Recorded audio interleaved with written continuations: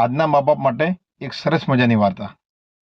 એકવાર હથોડીએ લોકને પૂછ્યું કે હું તારા પર 100 વાર કરું તો પણ તું ખુલતું નથી, વધારે પ્રેશરથી વાર કરું તો તું આખરે તૂટી જાય છે, પણ તું સરળતાથી ખુલતું નથી।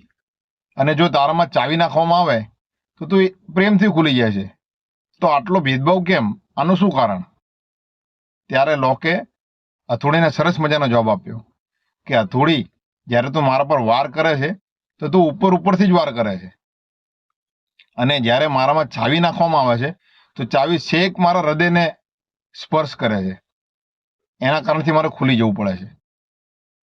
તો આ વાર્તાનો સારાંશ એ છે કે આપણે આપણા બાળક માટે, આપણું બાળક કંઈક ભૂલ કરે, એને કોઈ તકલીફ હોય તો આપણે એના ઉપર હથોડી બની જઈએ છીએ, એના ઉપર આપણે ગુસ્સો કરી નાખીએ છીએ, એને આપણો સાચો માર્ગ નથી બતાવી શકતા।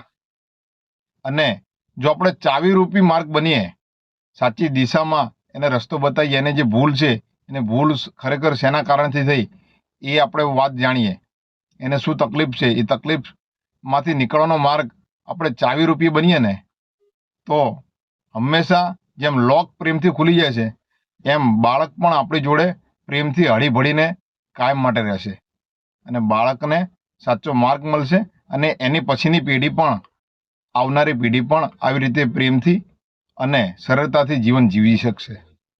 તમારે શું કહેવું આ વિડીયો વિશે? વિડીયો સારો લાગ્યો હોય લાઈક, ફોલો, શેર જરૂર કરો। જય માતાજી, જય ભારત।